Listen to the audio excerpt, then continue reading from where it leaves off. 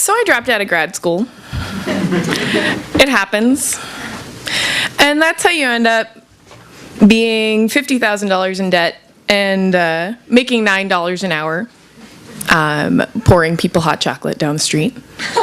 And I eventually got a new job, wasn't making a whole lot of money, and I decided, well, hey, I'm going to take the bus down to New York, and I'm going to take the test for Who Wants to Be a Millionaire. Like you do. You know, I figure I've always known a lot of stuff. Another thing I do on the side to make money is I host bar trivia. Why don't I go? So I go, and they sit you in this big room, and you take this Scantron multiple choice test, and they pass the test through the thing, and they have this cutoff, and everyone who gets above a certain score gets to have the first interview, which is the, like, you aren't an axe murderer interview. When they find out you're not an axe murderer, they put you in front of a camera, and they do the screen test. And, okay, like, you're not hideous. You can go, maybe, and be on Who Wants to Be a Millionaire. So you wait a few weeks. I never got a postcard. I didn't think that I'd gotten in. And then I get this phone call that was like, okay, you want to come to New York next week and be on TV? And so I did. So I get to New York, and I get this hotel room. Thankfully, I take the bus, you know, because it's cheap. I still, you know, don't have money yet. And I'm on the first day of filming, and with a bunch of people, and the guy who's right before me is a firefighter from Worcester, and everybody loves him.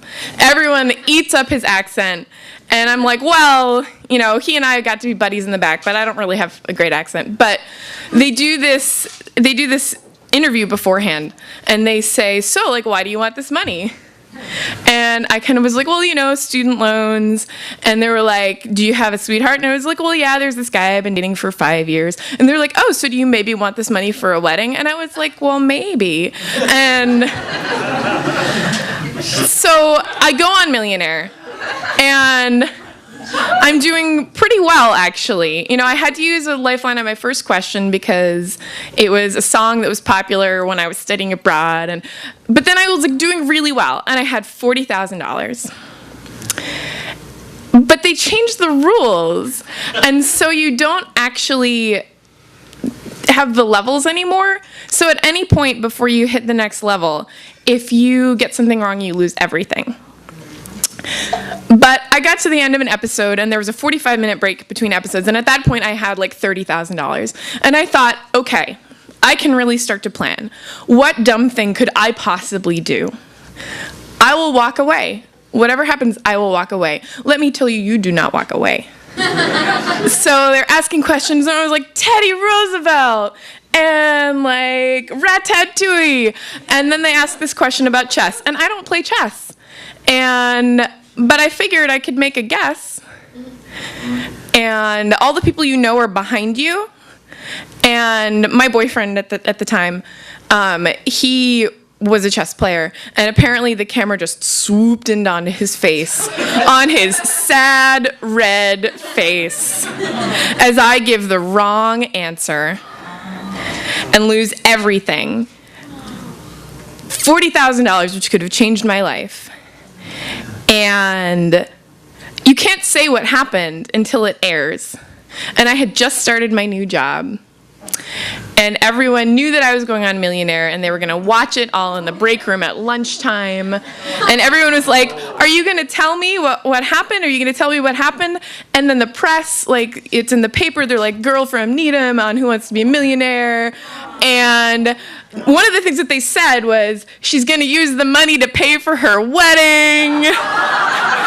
And I had to like be like, okay, guys, everybody, I can't tell you anything because they won't give me anything. But I will tell you I am not getting married. I had to like tell everyone in my family I wasn't getting married. And then the day comes, and everyone watches it in the break room at the library where I work. And everyone who just saw the first day was like, oh, you did so great, congratulations. I'm like, you didn't watch the second day, did you? And then everyone watched the second day, And for like weeks afterwards, everyone knew my name, said I looked cute on TV, but they were like, then they'd be like, but, oh, I'm so sorry. And that is why I'm not a millionaire.